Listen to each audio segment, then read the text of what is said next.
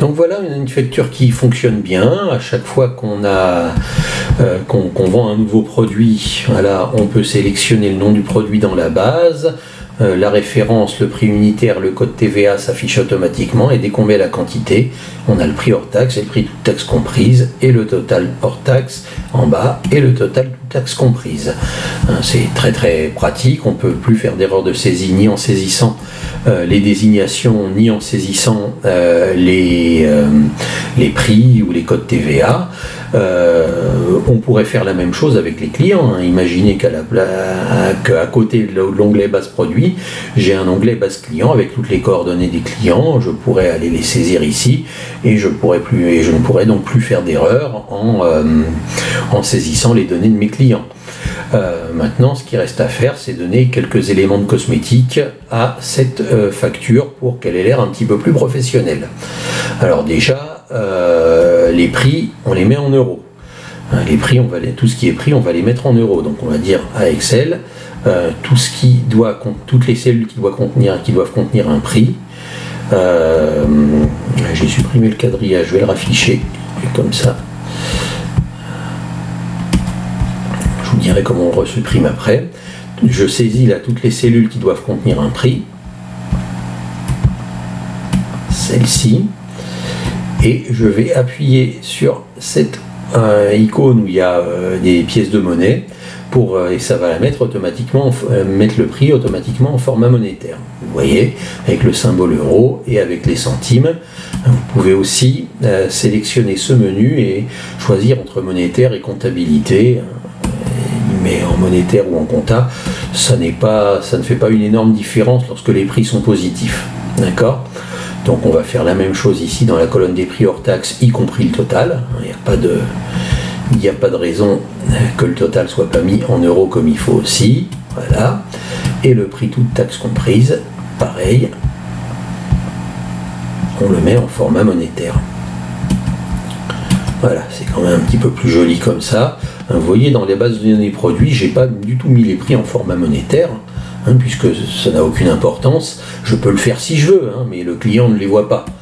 Donc le client, lui, verra des prix qui sont bien en format monétaire, et ce sera moins déstabilisant pour lui. Donc maintenant, on va un petit peu ajuster tout le reste pour que notre facture soit un peu plus esthétique. Par exemple, monsieur, il est un petit peu éloigné du Justin le Rouge, je vais le mettre à droite, je vais l'aligner à droite. Il y a certaines colonnes qui pourraient être plus étroites. Ici par exemple, ah oui non, il y a facture numéro, il faut qu'on voit juste le numéro, voilà, de la facture. Prix hors taxe, il est un petit peu trop large, il ne faut pas que je le fasse trop étroit, parce que vous voyez, si je le fais trop étroit, il n'a plus la place d'afficher la date, et il m'affiche des dièses, ce qui veut dire que je n'ai pas la place d'afficher la date, donc je dois mettre à la bonne taille pour que la date puisse s'afficher. Voilà, si je trouve que Justin est trop éloigné de le rouge, je peux le centrer. Voilà. Donc c'est à nous de trouver le bon équilibre, même chose. Ici, soit je peux me caler sur le code TVA, je peux aussi centrer tout ce qu'il y a dans mes cellules. Je sélectionne tout mon tableau ici et je fais centrer. Si ça me paraît plus esthétique, moi ce qui me paraît plus esthétique, c'est quand même que voilà, les désignations soient alignées sur la gauche. Je peux prendre les titres ici et les mettre en caractère gras. Je peux mettre en caractère gras, changer de couleur ce que je veux. Par exemple, le nom du client. On va le mettre en caractère gras.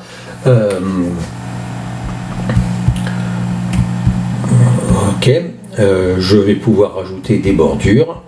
Par exemple, ici, je vais sélectionner ceci et je vais mettre toutes les bordures. Voilà, vous faites pas nécessairement les mêmes bordures que moi, vous faites les bordures que vous voulez. Voilà, je sélectionne ceci et là je vais mettre bordures extérieures. Voilà, bordures extérieures, c'est ici. Ensuite je sélectionne cette cellule, je fais CTRL-Y pour répéter la dernière action et donc remettre des bordures extérieures. La même chose sur chaque colonne. Voilà, je vais avoir les colonnes de ma facture qui vont être correctement délimitées.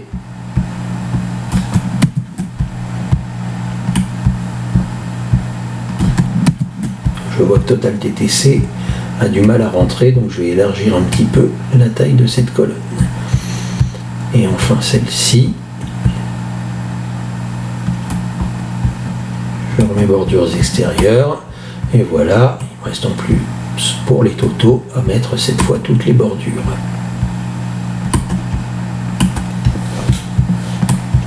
Voilà, c'est un petit peu mieux, ça fonctionne toujours bien. Alors, comme vous l'avez vu précédemment, le petit défaut qui fait que cette facture n'a toujours pas l'air professionnelle, c'est le quadrillage. Le quadrillage d'Excel qui nous délimite les rebords des cellules. Bien, ce quadrillage, dans ma version finale, je peux le supprimer. Je vais dans l'onglet affichage.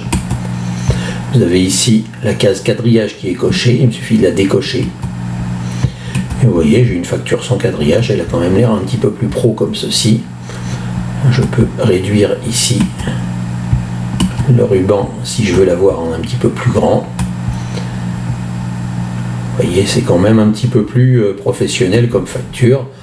Alors je peux faire la cosmétique que je veux sur cette facture. J'ai pas besoin de mettre en forme la base de données produit parce que ça les clients ne le voient pas. Disons par exemple que je veux mettre un fond gris à ces cellules. Je choisis un fond gris ici que je mettrai uniquement sur la colonne désignation pour le mettre en évidence. Vous faites parler votre sens de l'esthétique et remarquez, voilà, ici j'ai pas besoin de mettre en forme, mais si jamais un jour le prix de l'aspirateur change, qui passe à 155 €, et bien c'est sur la base produit que je vais le faire passer à 155 €, surtout pas sur la facture. Donc je vais dans la base produit, je change mon prix si jamais il change, et dans la facture évidemment tout va s'ajuster, le prix de l'aspirateur est passé à 155 €. Il ne faut surtout pas que je tape le nouveau prix ici, parce que si je tape le nouveau prix ici, eh bien je perds ma formule. Je perds le mode de calcul, le prix unitaire fois quantité. Donc si jamais un prix change, c'est dans la base de données que vous allez le changer, et vous allez avoir des factures qui vont toujours être ajustées. Voilà. C'est la seule chose que vous aurez à faire. Donc on a minimisé le plus possible les interactions de l'utilisateur, et donc on limite le plus possible le risque d'erreur pour avoir une facture professionnelle, esthétique et sécurisée.